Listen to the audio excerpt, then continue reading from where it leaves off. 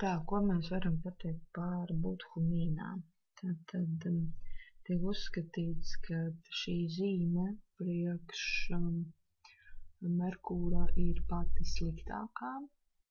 Es domāju, jūs nojaušat, kāpēc, jo Merkūrs šajā zīmē ir kritienā, jā, tad ļoti vājš, un tiek uzskatīts, ka šis cilvēks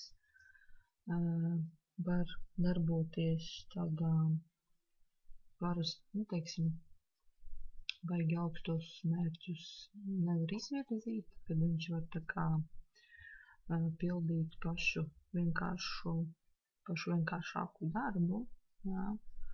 Teiksim tā, viņš var ļoti labi kalpot. Mēs tā skatāmies tieši no kalpošanas viedokļa.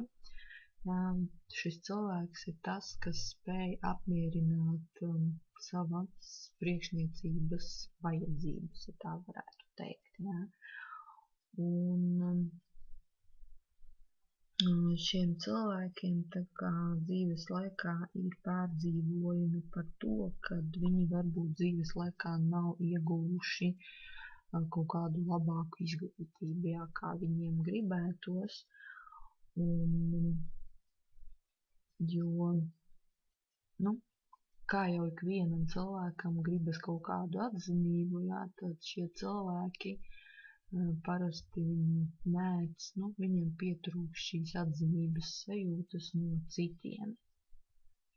Un tāpat laikā, jā, var, teiksim, tā kā Budha ir kritienā šajā zīmē, tad var arī piemeklēt tāda veida, teiksim, mentālās problēmas cilvēku. Protams, tas ir jāskatās, kur konkrēti atrodas šis Merkūrs kartē cilvēkam, jā. Jo atceramies, ka Merkūrs ir tā planēta, kas atbild mums par intelektu.